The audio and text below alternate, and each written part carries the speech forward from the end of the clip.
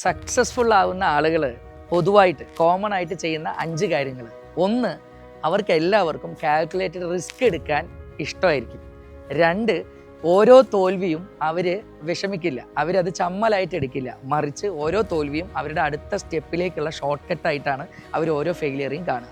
3, അവരുടെ മുന്നിൽ വന്ന് വീഴുന്ന ഓരോ അവസരങ്ങളും ഓപ്പർച്യൂണിറ്റീസും പെട്ടെന്ന് ഗ്രാബ് ചെയ്യും. മറ്റുള്ളവർ ആലോചിച്ച് നിൽക്കുമ്പോഴേക്കും ഇവർ ആ ഓപ്പർച്യൂണിറ്റി മുതലെടുത്തിട്ടുണ്ടാവും. 4, ഈ മാസം എനിക്കെന്താ നേട്ടം, അടുത്ത ആഴ്ച എനിക്കെന്താ നേട്ടം, അടുത്ത ദിവസം എന്താ നേട്ടം എന്നല്ല നോക്കിയിട്ടല്ല അവർ വർക്ക് ചെയ്യുക. അവർ അടുത്ത 5 കൊല്ലത്തേക്കുള്ള പ്ലാന് വിഷനറി ആയിട്ട് കണ്ടിട്ടാണ് അവർ ആ ഒരു പ്രൊജക്റ്റിനെ അവരെന്ത് ചെയ്യുക, അപ്രോച്ച് ചെയ്യുക. ഏറ്റവും അവസാനത്തെ ഡിസിപ്ലിൻഡ് ആയിരിക്കും അവരുടെ ആക്ഷൻസ്, വളരെ കൺസിസ്റ്റൻ്റ് ആയിരിക്കും.